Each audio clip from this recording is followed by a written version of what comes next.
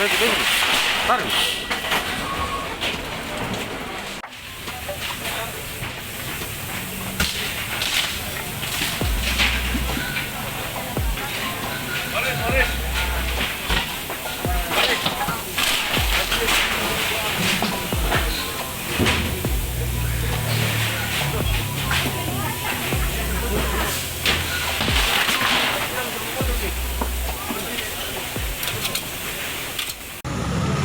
Kelima untuk Kecamatan Panakukang.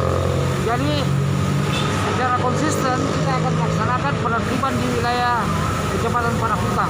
Kita mau zero. Jadi utamanya di jalan-jalan poros dan jalan-jalan yang di sekitar jalan poros kita akan tertibkan semua PK5 dan kemudian mengganggu. Kalau untuk hari ini yang di lokasinya di jalan mana ini Pak? Dan yang ditertibkan berapa Pak?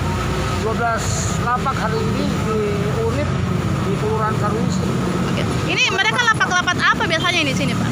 Lapak-lapak selama ini lapak-lapak PK5 yang dalam operasional malamnya ini ditempati menjadi tempat pesta miras.